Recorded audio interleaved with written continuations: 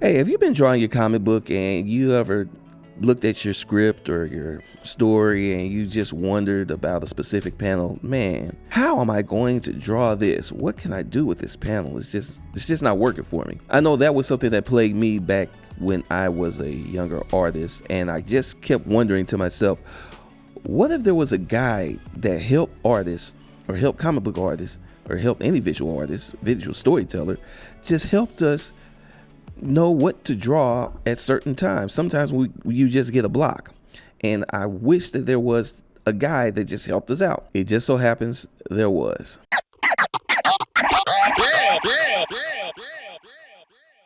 Hey, check this out, y'all. This is 22 panels that always works. It's by the artist Wally Wood. If you don't know who Wally Wood is, I'm gonna get into his history in a little bit. Let's just say homeboy was a genius, right? He broke this down. And that's what fascinated me about this, because I really love this. I really love creating visual stories and comics and stuff like that. And what this did for me was it broke it down in a way that it made sense. Kind of like how John Madden could break down a football play on TV, and then all of a sudden it would make sense. It was the same thing with this. Now, before we go any further in the video, please hit that like button, because the like button, that lets everybody know, that lets YouTube know that you guys are liking this, that lets the algorithm know. So we got to do that. And if you're new, go ahead and hit that subscribe button. All right, back to the video. So let's do a little history lesson so I can kind of explain what this video is about and where we're trying to go with it. Comics didn't pay a lot back in the day. You know, they don't pay that much now. But Wally Wood, he wanted to be as efficient as possible. So what he did was he sketched out a bunch of notes to himself, a bunch of techniques that he had been developing, and he come up with names for them and everything like that. And he would post them up on his desk. And basically there were 24 of these. And at the time, they were all collected into 3 pages for a sketchbook that he put out in 1980. Now, there's more to the story, and we're going to get into it throughout the series. But for now, I'm going to stop right there, because I need to pose a question to you. Why do these panels work? We know Wally was trying to be super efficient because time is money, right? But what made him decide that these 24, then they cut it down to 22, and we'll talk about how that happened. What made him decide that these 22 panels were the panels that'll always work and get you out of any jam whenever you're having creative block? What made him decide that? Well, what I decided to do in order to figure out the answer to that question is I decided to recreate all 22 panels that work. And what we're going to do is we're going to do it in the context of a comic strip that I'm going to be creating throughout this series, this video series. That way you get to see these panels at work in real time. And it gives me the opportunity to kind of give you my explanation as to why these panels always work. And hopefully you can see how these panels will work for you in your workflow. So the first 4 techniques that we're going to talk about in this video are going to be the big head, the extreme close-up, the back of the head / part of the head in the panel, and the profile with no background. Here's the plot that we're going to work from. Private Eye James Jackson can't believe what he's seeing in front of him.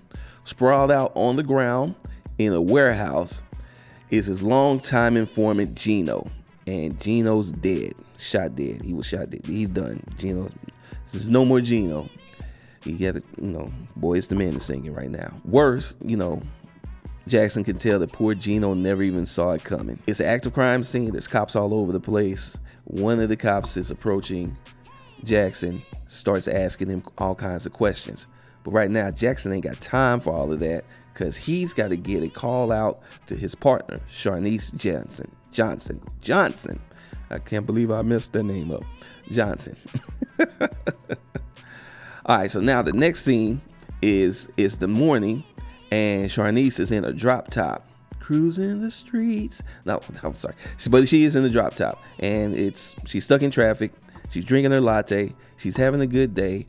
Phone rings. She picks it up. She's about to give Jackson a hard time because she knows that he's going to be too serious about something. He's always super serious. And that's when we get the shock and grief of him delivering the news to her that her Uncle Gino is dead. That's right.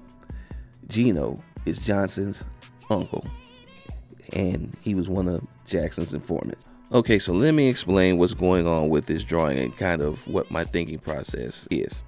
So what I wanted to do is I wanted to open up the strip with the big head panel technique because I wanted everybody to focus on Jackson's expression, how he's looking and where he's looking at. So it's about getting that emotion in there, which is he's not happy, things are not good, but also giving the focal point to the audience by forcing them to look down. So when they go to the next panel, it makes sense that he's looking down at poor Gino's dead body. So that was kind of the thought process between those two, and that's how the big head design was meant to be used. One of the ways it's meant to be used in a multiple number of ways. So once we now reveal that Gino is dead, shot, and blood all over the place, we then have our female detective approach Jackson to ask him some questions, and this is a good chance to kind of change her camera angle a little bit. Now, if you notice, using the rules of thirds, I always keep Jackson in the left-hand side of the panel, and then anybody else is in the right-hand side of the panel.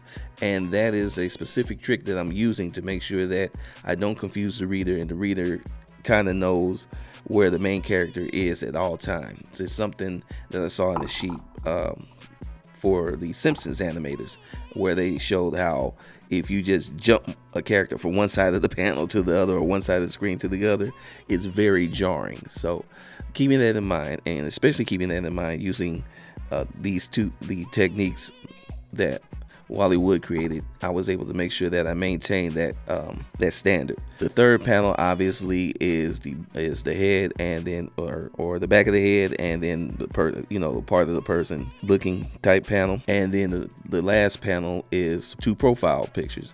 So again, we're constantly moving the camera, and our audience is not, they don't get complacent. We're getting our audience to engage with the scene by constantly moving our virtual camera, so to speak, when it comes to creating this comic strip. So now with comic strip number 2, what we wanted to do is we wanted to open up with a shot of Johnson in her car. Basically, it's getting on morning. It started off all right. But she's having a good day. So we wanted to establish the character in her car, and we definitely did that. Then we wanted to establish that she's getting a phone call, and then obviously we hit the zoom in on the big eyes, the expression. If you notice, I messed up the expression at first. And that's very important that you get the expression right. So I messed up the expression. I had to change her eyebrows in order to get the expression right, and then add the tears, because again, this is her getting the tragic information that cousin Gino got whacked, and that's kind of bad. So but that's how that panel came to be. And as you can see, this is the last of the 4 panel techniques that we're talking about, which is the extreme close-up. So we already have a close-up of her face, but then when we zoom in on her eyes, her brows, the tears, we know that she's getting bad news. And again, one of the hallmarks of being able to tell a good comic book story or comic strip story is that people should be able to at least kind of figure out everything by just looking at the pictures. Why do these panels always work? Well, some like the profile, no background, and the back of the head / part of the head in the panel. They just make you move the camera around so you're not just stuck in one place, and it doesn't get boring for your reader, your viewer, however. That worked. The big head, for me, it was meant more as a starting point. It's a punctuation mark, emotional punctuation mark, so to speak. We're starting off with emotion and knowing that something bad is going on, just to get the story started. And then for the extreme close-up, obviously that was to punch in and show Johnson's shock and horror at finding out that her uncle has been killed. That's why those panels work. And I think the other reason why they work is because they're versatile, because they work for my purpose, but they'll work for anybody else's purpose as well. So it could be for comedy, it could be for drama, horror. They just work. And any of those panels that I drew, they're gonna work all the time. and you can do it in different combinations. You can kind of combine them up. So that's why I think that they're going to work. Now, that being said, will that work for all of them? I'm not sure. We're going to find out. All right, guys, so let's have some fun. I want you to draw your version of this comic strip, and I want you to incorporate your version of the 4 panels that always works into this comic strip that you're going to draw. And on top of that, I want you to post this on your Instagram, your Blue Sky, your Threads, or even X.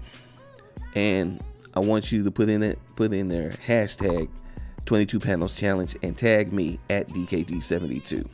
And what we'll do is I'll look at all of you guys' attempts or how you approached it, and I'll showcase some of them in the next video or next couple videos, just depending on how long it takes you guys to put those up. Okay. I hope you guys enjoyed the video, and again, if you do like the video, or if you like everything that we're doing, hit the like button. That lets YouTube know we're doing great things. And if you're new here, hit that subscribe button. And with that being said, it's DKG72. I'm out. Peace.